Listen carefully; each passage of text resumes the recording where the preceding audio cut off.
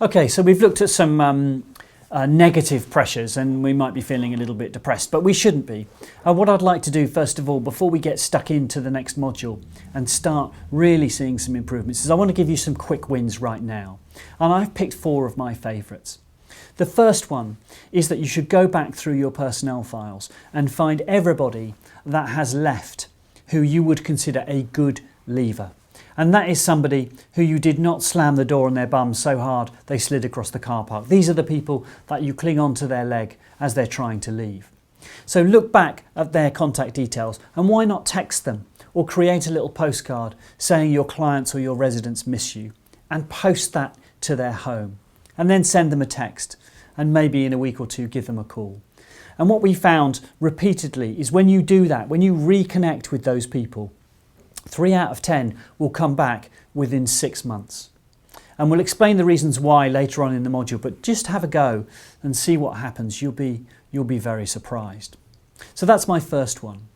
The second one is, from now, everybody that makes it to an interview with you should be asked as one of the interview questions, can you recommend a friend who you think also might be the right kind of person for this job?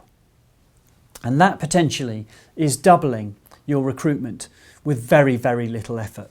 And we do find that the people who think about who they should recommend, those people are often better than the interviewee themselves, because they've been thought about as a caring person rather than the motivation potentially being, I need work of any kind. So that's my second little tip. The third one is send a welcome card to anybody that accepts your job offer. We know that we have a long period of time between them accepting and you managing to get through criminal records checks, referencing, and all of the other stuff you need to do before they actually join on a training course. This is what I call the chasm of doom, a high risk time. But by sending that welcome card signed by everybody in the office saying we can't wait for you to join us, this then tells them straight away, and their family, because it's posted to their home, and their family, their spouse, their partner will see it, that you are a caring company who values them.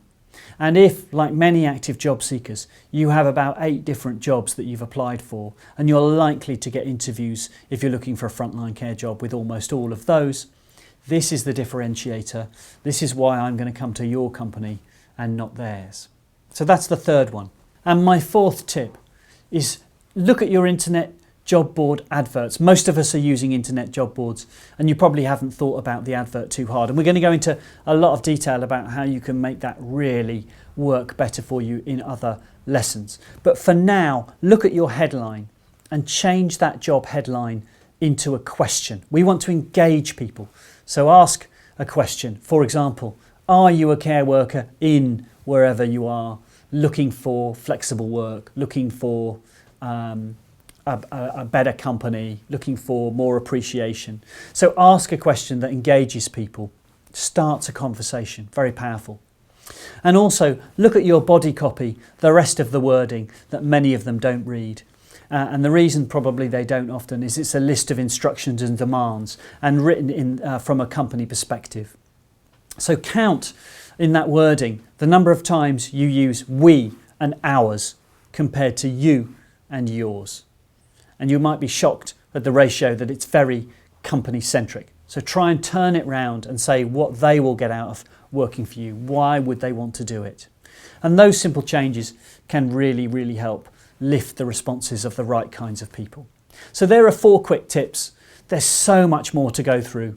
So let's get on.